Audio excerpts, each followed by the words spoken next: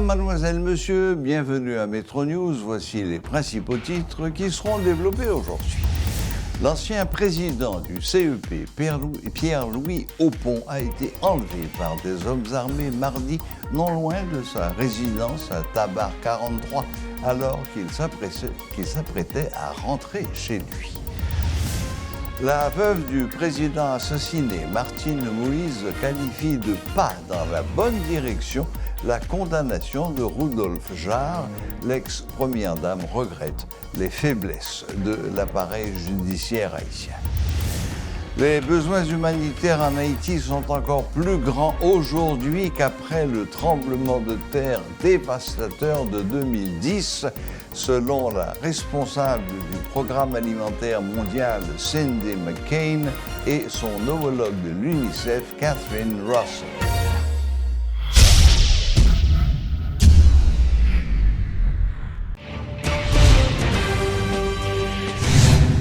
Le gang de Vitellum semble vouloir marquer les esprits par des enlèvements d'éminentes personnalités.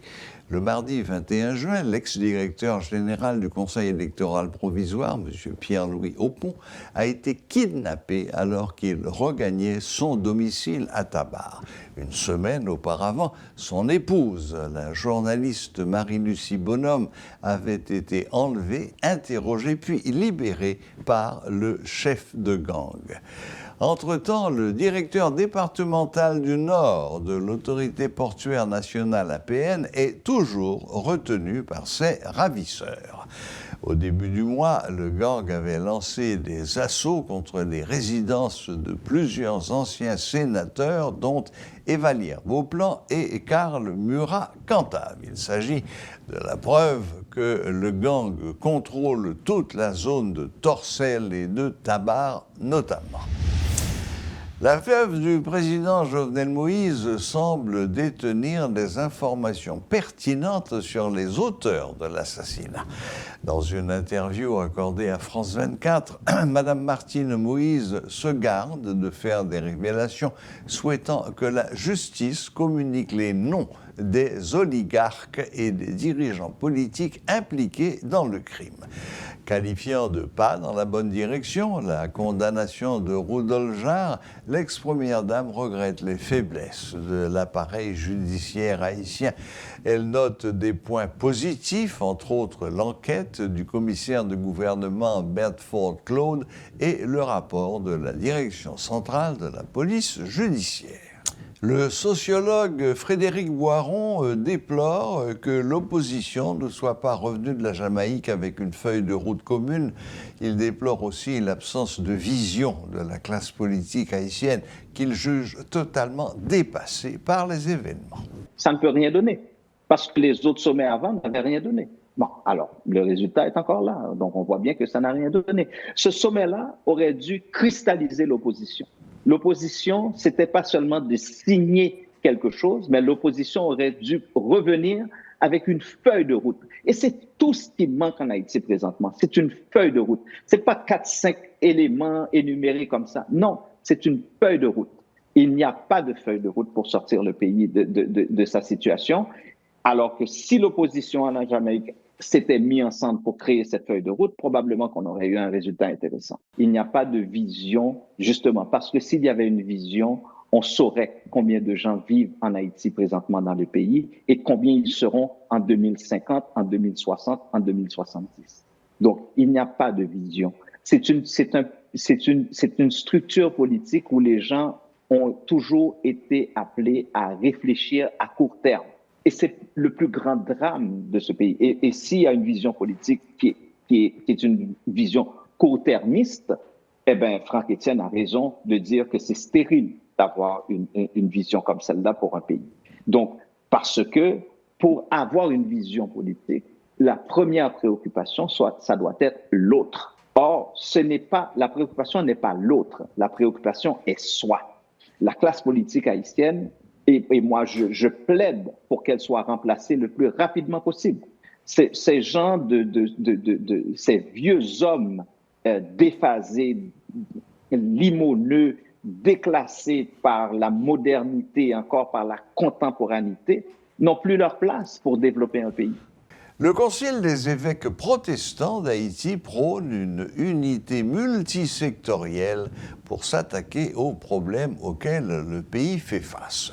Il s'agirait de réunir des acteurs religieux, politiques, du secteur des affaires ou encore de la société civile autour d'une cause commune. Par ailleurs, il décèle un manque de volonté du côté des autorités en vue de dialoguer pour aboutir à des solutions communes. Suivez ce reportage de Rodolphe Pierre-Louis. Le consultant des évêques protestants d'Haïti ne cache pas sa position en ce qui concerne la situation dans laquelle se trouve le pays. D'abord, il y a le contexte d'insécurité qui demeure un sujet de grande préoccupation pour les membres du consulte. Il y a également la cherté de la vie. Il y a le climat d'insécurité par rapport à des citoyens qui ne peuvent pas vaquer librement à leurs occupations. Et fort de ce constat, des membres du consulte, notamment des pasteurs qui ont pris la parole, précisément le pasteur d'Emmaüs, estime que le secteur protestant ne peut pas garder son silence suivant les circonstances. D'ailleurs, le secteur a un rôle à jouer. Il doit assumer ses responsabilités. Quelques précisions du pasteur d'Emmaüs à l'occasion d'une conférence de presse organisée sur la conjoncture sociopolitique du pays. Rangou a coupé trip peuple là. Moun yo pas ka vivre la caillou.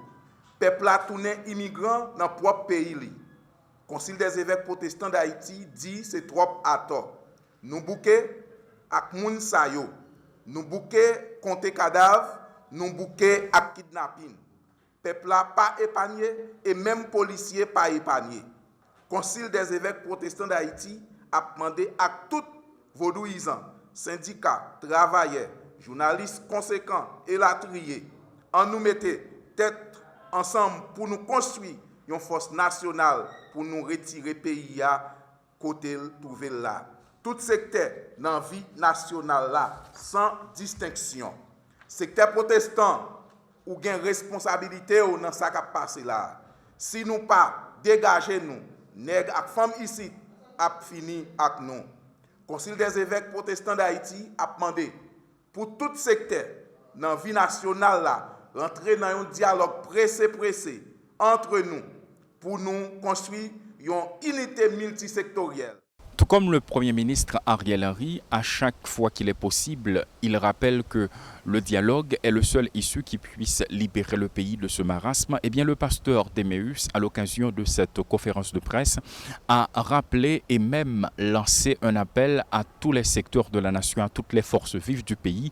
C'est un appel au dialogue, car selon lui, c'est la seule possibilité, c'est le seul moyen qui puisse libérer Haïti et trouver une solution à la crise qui perdure, qui gangrène non seulement le pays, mais également la diaspora haïtienne qui en souffre. Paul Léel et Rodolphe Pierre-Louis pour Télémétropole. La responsable du Programme alimentaire mondial, Cindy McCain, et son homologue de l'UNICEF, Catherine Russell, ont appelé à un soutien beaucoup plus important pour les enfants et les familles très vulnérables confrontés à une violence endémique, à des catastrophes naturelles, meurtrières et à une recrudescence du choléra mardi au terme de leur mission conjointe en Haïti. Je cite, « La crise de la faim en Haïti est invisible, inouïe et non résolue. La violence et les chocs climatiques font la une des journaux, mais nous n'entendons pas autant parler des 4,9 millions d'Haïtiens qui luttent pour manger au quotidien », a déclaré Cindy McCain.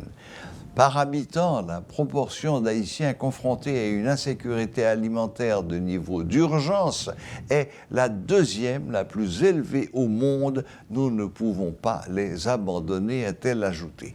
Les besoins humanitaires sont encore plus grands aujourd'hui qu'après le séisme dévastateur de 2010, mais avec beaucoup moins de ressources pour y répondre, a déclaré pour sa part Catherine Russell. Les 11, 12 et 13 juin dernier, comme vous le savez tous, s'est tenue à Kingston, à la Jamaïque, une réunion ayant pour thème la crise haïtienne. Tout cela sous les auspices de la CARICOM. Assistait à cette réunion des chefs d'État et de gouvernement, des hommes politiques, des membres de la société civile, des églises, le monde des affaires, et ainsi que 3 anciens premiers ministres de la région, des hommes de poids, et qui ont un peu servi de modérateurs. Pour en parler, encore une fois, aujourd'hui, nous avons avec nous l'ex-colonel Himmler Rebu, patron du Gré, qui était, bien entendu, à cette réunion, et qui va nous donner sa vision des choses, ce qu'il en a retenu, ce qu'il en espérait avant d'y aller, et peut-être ce qu'il en voit aujourd'hui. Bonsoir, colonel Rebu, et bienvenue à Metro News. Bonsoir Serge, merci pour l'invitation, puis je profite pour saluer tout le monde. Bon, donc voilà, on revient encore à cette réunion de Kingston, Jamaïque. Je crois que tout le monde s'est mis d'accord pour dire que c'était peut-être la première fois que tous les acteurs de cette crise se retrouvaient autour d'une table et avaient l'occasion de s'exprimer librement. C'est peut-être la vérité qui n'a jamais été dite en Haïti depuis qu'on est rentré dans cette crise. C'est la première fois qu'il y a eu une tentative et une réussite réglée, préparée, connue à l'avance pour qu'on puisse s'asseoir et discuter. C'est la première fois.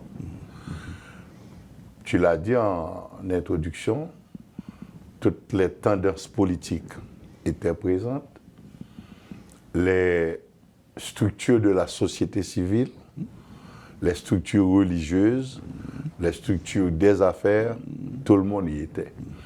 Et l'organisation était impeccable du point de vue préparation, parce que c'est déjà le 16 mai que la CARICOM avait commencé à envoyer les inputs sur les invités, l'organisation. Et c'est pourquoi pendant les 3 jours, c'était tellement bien réglé qu'il n'y a pas eu de couac. J'ai entendu dire, parce que le mardi, et on a eu 2 ateliers, moi j'étais dans l'atelier B, j'ai entendu dire qu'il y avait quelques petits couacs au niveau de l'atelier A, au point qu'ils n'ont pas fini leur discussion avec des propositions, ce qui n'a pas été le cas dans l'atelier B, où il y avait Famille Lavalas, le collectif. Alors, toutes les tendances étaient représentées dans tous les ateliers. Dans mon atelier, il y avait les gens de Montana, par la voix de Mme Magali Komodeni. Il y avait le professeur Desroches qui était dans le même atelier que moi, le père François, les gens de ED par la présence de son chef, l'ancien Premier ministre, Claude Joseph, et des représentants du 21 décembre, notamment avec la sénatrice Edmond Supplice Bouzil. Toutes les tendances étaient représentées. On a eu une méthodologie d'approche qui a permis d'éviter les questions difficiles en posant la question tout simplement, face à la crise, qu'est-ce que nous proposons? Et j'ai été la première personne dans mon groupe à prendre la parole et j'avais fait la proposition qu'on discute de la formule à utiliser pour sortir de la crise. Et on est tous rentrés là-dedans et il y a eu 7 propositions. Toutes les propositions, alors 6 des propositions ont convergé vers la formule d'un collège présidentiel et il y a eu les représentants du 21 décembre par la voix de Mme Edmond Supplice Bouzil qui a préconisé un élargissement du HCT et un élargissement du gouvernement à d'autres groupes, à d'autres tendances qui voudraient bien y participer. Ce n'était pas la position majoritaire. Ce que les gens ne comprennent pas, il y a beaucoup de gens qui sont dans la crise mais qui ne comprennent pas, qui ne s'expliquent pas pourquoi c'est compliqué. C'est une chose extrêmement simple. Il y a des gens qui croient qu'on peut exercer un pouvoir, faire fonctionner un pays en dehors de la loi totalement. Sous le prétexte que la Constitution, qui est là, qui est debout, ne peut pas être appliquée. S'il y a des institutions qui sont inopérantes, qui ne sont pas là, que l'on ne peut pas appliquer les lois telles qu'elles sont décrites, quelle est la solution qui reste? Qu'on s'asseye, qu'on prenne chaque problème et qu'on fasse des propositions de solutions et qu'on ait un accord. Les gens qui sont d'accord entre eux ne peuvent pas faire un accord. C'est la différence d'opinion, la différence de positionnement qui peut mener à un accord. Oui, oui. Donc, un accord, on peut trouver un accord entre des gens qui ne sont pas d'accord. Qui au départ ne sont pas d'accord, mais qui au fil des discussions vont voir qu'on peut faire très des bien. concessions, Exactement. etc. Voilà, oui, bien sûr. Donc, la Jamaïque a été un bon exercice, une bonne expérience. Ça a permis à des gens qui ne se sont jamais rencontrés en Haïti d'avoir un explicatif à leur proposition. Le GRE s'est retrouvé à l'intérieur du collectif du 30 janvier, a signé une proposition allant dans le même sens que la proposition de Montana, que Famille Lavalas, que ED, plusieurs autres groupes qui étaient dans la salle. Et c'est pourquoi, en revenant à Port-au-Prince, parce que justement le docteur Ariel Henry avait dit que lui, il n'était pas venu à Kingston pour recevoir des dictats, ni pour avoir un autre accord. Il l'avait dit dès le départ, et en cela, il a été droit dans ses bottes jusqu'à la fin des discussions, jusqu'au dernier jour, et il a dit qu'il est prêt à élargir le HCT et à élargir son gouvernement. Le gouvernement, oui. Alors que justement, ce n'est pas une question de positionnement de pouvoir. On pourrait se poser la question simple. Ça fait bientôt 2 ans que le docteur Ariel Henry est au pouvoir. Est-ce que les gens qui ne sont pas d'accord avec lui l'empêchent d'assurer la sécurité et la tranquillité des rues et des familles? Non. Est-ce que les gens qui ne sont pas d'accord avec lui sont à la base des difficultés de toutes les familles haïtiennes en matière économique et financière? La réponse est non. Bien sûr. Donc, il a en main les rouages, les structures de l'État pour accomplir ce qu'il a accepté comme charge, faire marcher le pays. Si ça ne se fait pas, c'est qu'il y a un problème quelque part. Ou bien un manque de volonté, ou bien, quelque part, des gens qui ne sont pas suffisamment compétents dans les positions où ils se trouvent. Donc, Oui. ce sont des questions simples qu'il faut répondre, parce que la réalité, il y a des gens qui critiquent cette proposition, cette position, qui disent même des choses extraordinaires, qu'on va avoir 5 présidents, 5 cortèges, etc. Ce sont des gens qui ne veulent pas aller au fond de la question. Je disais tantôt, c'est quoi le fond du problème? On a une constitution qui est debout et qui dit comment les choses doivent se faire dans la République. Par exemple, mettre en place un CEP. Il n'y a que le président de la République qui a le pouvoir de le faire. Tout à fait. Appeler le peuple en ses comices. Il n'y a que le président de la République qui peut le faire. Le docteur Ariel Henry ne peut pas le faire. Bon, oui, mais faut donner le rébut. Oui. C'est ce que dit la Constitution. Oui. Mais dans le même temps, tout le monde peut constater que ce que demande la Constitution n'est pas faisable en l'état, Non. puisqu'il n'y a pas de président. Ce n'est pas la vérité. Ce n'est pas Expliquez-moi. Ce n'est pas la vérité. Parce que par exemple, le docteur Ariel Henry et ses ministres disent qu'ils gouvernent suivant les dispositions de l'article 149 de la Constitution. Donc, ils reconnaissent qu'il y a une Constitution et une Constitution qui prévoit des solutions en cas d'absence définitive du président de la République. Ce n'est pas la vérité. Ce qui devrait être fait ne l'a pas été. Que dit l'article 149?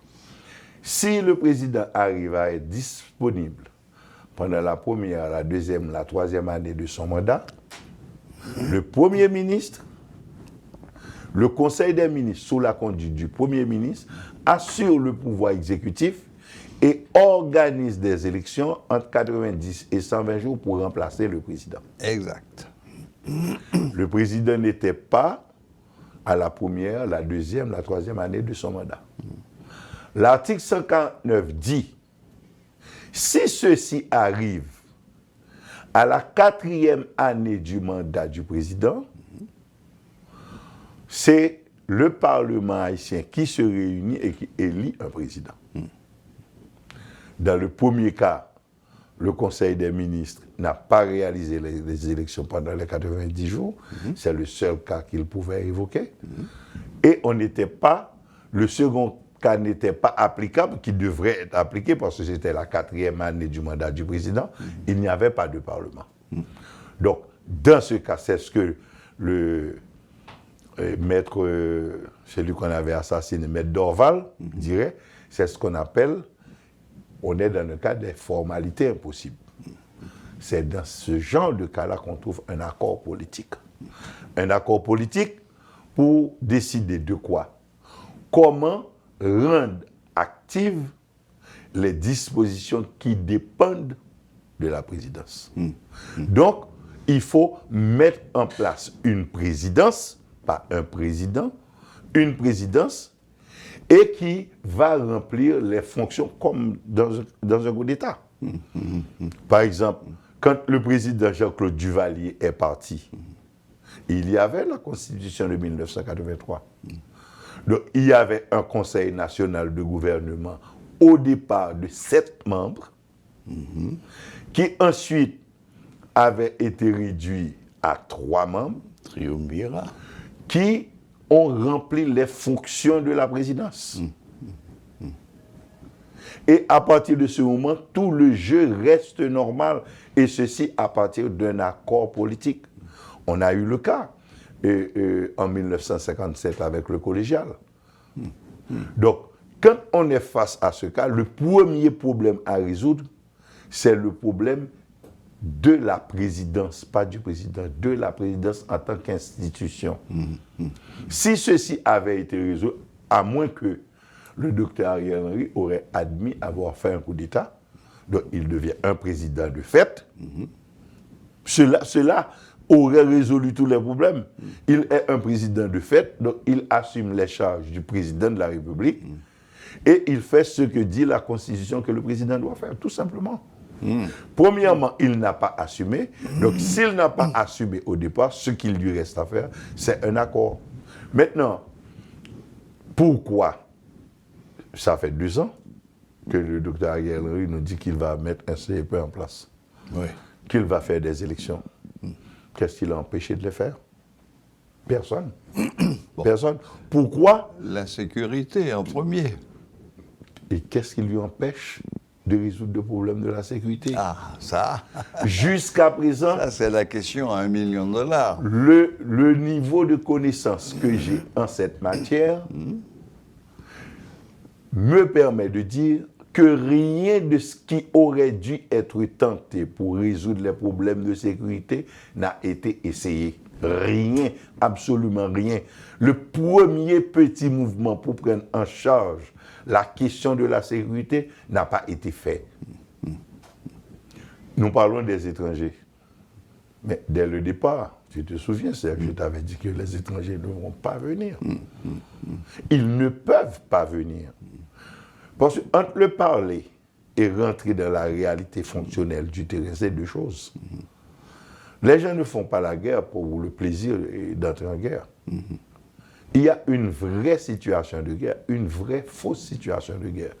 Parce que quand on a eu cette réaction-là de la population au mois d'avril, on s'est tous dit, ben, écoutez, les bandits ne sont pas aussi convaincus que ça.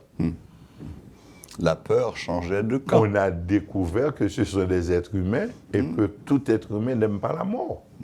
Ouais. Donc les bandits sont forts, c'est parce que l'État, dans ses institutions, ne s'est pas mis debout.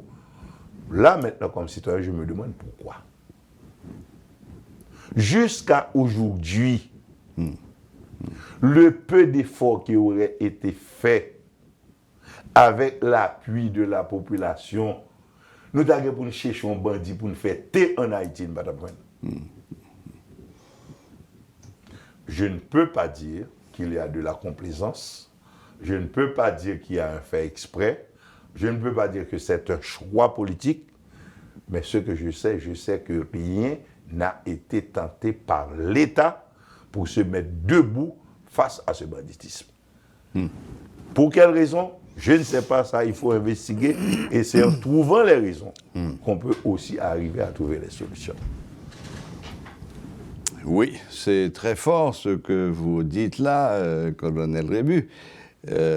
En effet, il y a des tas de points d'interrogation qui vont rester des points d'interrogation pendant longtemps encore, semble-t-il. Il ne faut pas se faire l'illusion. Les nations finissent toujours par se venger de ceux-là qui les dirigent mal. Il faut toujours... Par exemple, il y a beaucoup de gens qui avaient cru que les bandits étaient des gens absolument indomptables, inattaquables, etc. On a vu que ce n'est pas vrai. On a vu que ce n'est pas vrai. Oui, non. Ça, Et on a, en cachette, fait l'économie de l'utilisation de cette piste de solution. On ne l'a pas amplifiée, on ne l'a pas encouragée, on ne l'a pas encadrée. Pourquoi? Pourquoi? Et qu'est-ce qui se passe? Comme la nature a horreur du vide, les bandits reprennent du service. Avec du poil de la bête, oui. Maintenant, pour moi, je crois que la Jamaïque, c'était un bon exercice. Le docteur Ariel Henry, d'après moi, il est dans la... J'ai vu ses supporters aussi à la Jamaïque. Ce sont des gens très convaincus. Très convaincus. Et ça m'a fait venir en mémoire une histoire ancienne. C'est quand il avait été proposé au président Jean-Claude Duvalier de réaliser des élections en Haïti pour sortir lui-même le pays du système dictatorial pour faire la transition vers la démocratie. Il y avait des supporters qui avaient crié sur tous les toits que la présidence à vie n'est pas négociable. Et c'est ce qui a conduit le pays. Jean-Claude Duvalier aurait pu être président jusqu'à aujourd'hui, en allant régulièrement aux élections, chaque 6 ans, chaque 5 ans, chaque 4 ans, comme l'avait prévu la Constitution de 1983. Et à l'époque, il avait toutes les chances d'être réélu. Légalement et sans tricher. Maintenant, ce sont les gens qui s'agitent autour du pouvoir, qui sont les pires. C'est ce qui est arrivé au président Jovenel Moïse. Ce sont les mauvais conseillers qui jouissent du pouvoir de manière massive et qui prennent le pouvoir à un niveau charnel. C'est une affaire privée, une affaire personnelle. Personne d'autre ne peut s'en approcher. C'est eux-mêmes qui chauffent tête pour nous diriger, fait l'aller dans la mauvaise route, et puis il arrive un jour où ce chef, au prétendu chef, se retrouve face à sa vérité. Le docteur Ariel Henry ne pourra pas organiser les élections telles qu'il le dit. Non. Il peut faire quelque chose. D'ailleurs, c'est l'histoire des élections mal faites, mal conçues, mal faites, frauduleuses, qui nous ont conduits là où nous en sommes. Donc c'est un moment que si nous étions des êtres sains, des êtres normaux, avoir un moment de rupture, nous rapprocher le plus possible de la loi et remettre le pays sur les rails. Ceci est totalement simple, totalement faisable, sauf une mauvaise compréhension de ce que c'est que le pouvoir. Il y a quelque chose, si tu me permets, je voudrais dire, parce qu'il y a quelque chose qui a été dit sur et Télémétropole, qui est une grande vérité. Il y a un intervenant qui a dit que les autres groupes dans la salle, dans le groupe B, étaient d'accord pour un élargissement du HCT, un élargissement du gouvernement. Ça a été la position exprimée par Mme Edmond Supplice-Bozil au nom du 21 décembre. C'est la position du 21 décembre. Personne n'est d'accord pour un élargissement du HCT, ni pour intégrer le gouvernement tel qu'il est dans les conditions actuelles, en dehors d'un accord politique formel. Oui. Il y a, le nom de Mme Magali Komo-Denis a été cité, effectivement, dans la salle. Mme Magali Komo-Denis a dit qu'on n'est pas venu à la Jamaïque pour trouver un accord qui humilierait le docteur Ariel Henry. On n'est pas venu demander le départ du docteur Ariel Henry. On est venu chercher un accord, et même s'il aurait fallu que le docteur Ariel Henry aille au niveau du collège présidentiel, c'est une chose envisageable politiquement, de telle sorte que nous cessions de traîner ceux-là qui ont dirigé le pays dans la... Voilà ce qu'elle avait dit dans la salle. Et au niveau du collectif du 30 janvier, nous avons pactisé, accepté cette perspective. Il n'y a pas une lutte pour renvoyer le docteur Ariel Henry aux orties. Non. Il nous faut trouver une solution au problème, mais ceci doit être fait dans l'esprit des lois de la République. Vous avez répondu à M. Rognier Desroches. Oui, ce qu'il avait dit n'était pas correct. Bon, très bien. Ce n'était pas ça qui avait été dit, ce n'était pas ça la vérité. C'est parfait. Bon, écoutez, colonel, une autre chose positive, la première étant le fait que vous avez rappelé, à savoir que c'était la première fois que tous les acteurs se retrouvaient et pouvaient librement s'exprimer. La seconde bonne chose, c'est que vous êtes appelé à continuer cette réunion de la Jamaïque ici sur place en Haïti. En effet, mais les préparations déjà, le travail, on est en continuité. Magnifique. Par exemple, on a eu j'ai participé à au moins 5 réunions. Magnifique. Parce qu'aujourd'hui, ça fait 8 jours qu'on est rentré. Oui. J'ai participé à 5 réunions. Non. Ce matin encore, on était à une réunion où ceux-là qui ont signé la proposition de Kingston se sont réunis et préparent déjà la suite des discussions. Très bien. On n'est pas sur un front de guerre. Le front de guerre n'amène pas des solutions à la population. C'est ça. On est dans un positionnement de trouver des solutions pour sortir la population dans la situation où elle se trouve, même si ça demanderait que le docteur Ariel Henry monte au collège présidentiel qui est proposé par les entités qui étaient en discussion et qui devraient avoir les représentants du 21 décembre, de Montana, du collectif, du secteur privé et de la diaspora. C'est à cette proposition qu'on est arrivé. Et pour les gens qui s'inquiètent pour la pléthore de présidents, etc., ce n'est pas la vérité. Sinon, il n'y aurait pas de conseil d'administration dans nos entreprises en Haïti. Il y a une structure collégiale qui dirige et il y a des règles qui doivent être respectées au niveau de cette structure collégiale. Et la mécanique est déjà prévue, écrite, parce que quand le GRE avait adhéré au consensus Penn-Montana, c'est nous autres qui avions écrit le document sur la méthodologie pour faire fonctionner sans heurts le collège présidentiel. Ce n'est pas une idée nouvelle. Colonel Rébu, vous venez de nous dire que vous ne chômez pas, parce que 5 réunions en une semaine, c'est beaucoup, y compris ce matin. Mais, allez-y. Bon, faire 5 réunions, c'est bien. Mais si c'est pour se gratter les orteils, ça ne sert pas à grand-chose. Alors, avez-vous progressé? Et si oui, dans quel domaine? On a beaucoup progressé. Premièrement, on a pu trouver des gens. Je vous ai dit que le collectif qui a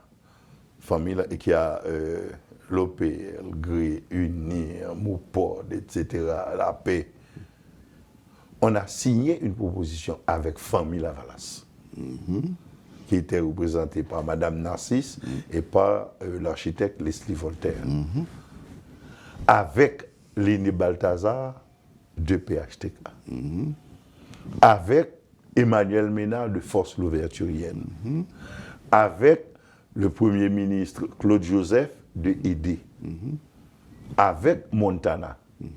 On était encore en réunion. Et on est en train de travailler sur quoi? Sur tout ce qu'il y a comme explicatif à la proposition qui a été faite, que nous tous nous avons signée. Comment monter les structures pour d'abord avoir une présidence pour contourner les problèmes légaux devant nous conduire à la modification constitutionnelle, devant conduire finalement à la mise en place d'un CEP de consensus et finalement arriver à réaliser des élections. Si on tente de faire le contraire, nous allons encore perdre 1 année, 2 années et les problèmes resteront à la place. Sur la question de la sécurité, on a avancé. OK. Il y a des gens qui font des reproches au Canada pour certaines gaucheries qui ont été faites par rapport à des déclarations, des déclarations anormales. Oui. Mais cela témoigne quoi? Cela veut dire que les États-Unis, le Canada sont préoccupés par la situation, mais n'ont pas été aidés par les Haïtiens eux-mêmes pour trouver les bonnes pistes de solution. Je ne suis pas ingénu. Mais on a eu, pendant les réunions à Kingston, des réunions, des rencontres en aparté avec les structures de ces pays-là, pour expliquer nos positions et pour expliquer nos propositions non plus. On n'est pas en situation de quête de pouvoir, on est en situation de quête de solutions, et les solutions seront trouvées avec les Haïtiens, comme nous le disent les étrangers, et avec l'appui des étrangers. Et les délégués de la CARICOM rentrent en Haïti.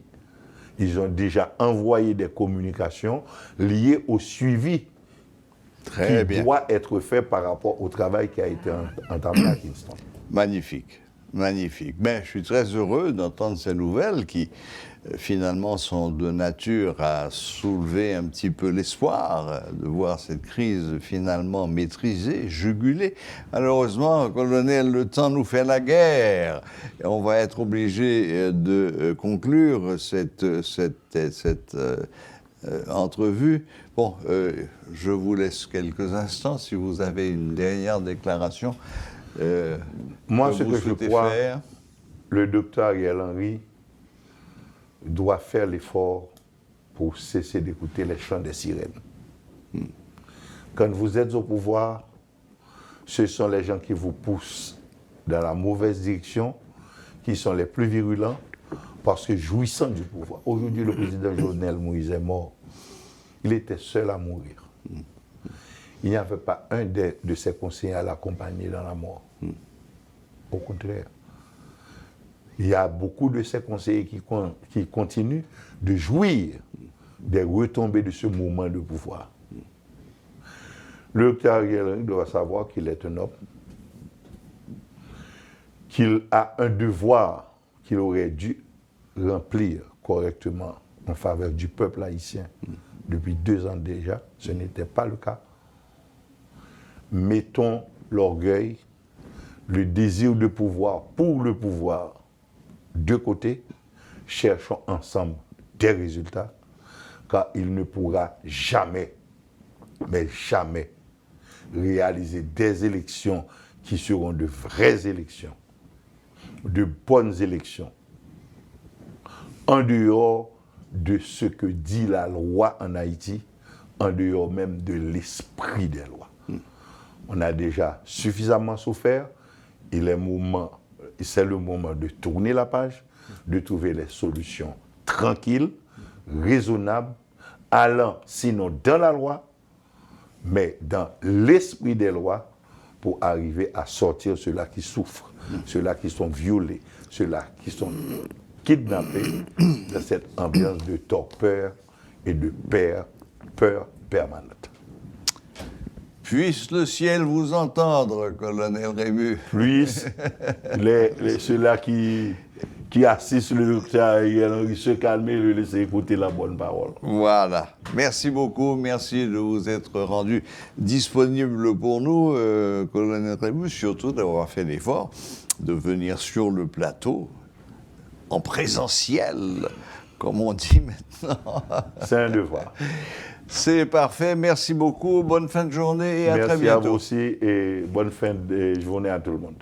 Voilà, c'était l'ex-colonel Himmler Rébu, le patron du Gré, qui venait nous faire part de son expérience à la Jamaïque, de ce qu'il en a retenu et des espoirs qu'il garde maintenant concernant l'avenir et peut-être une forme, début de résolution de la crise.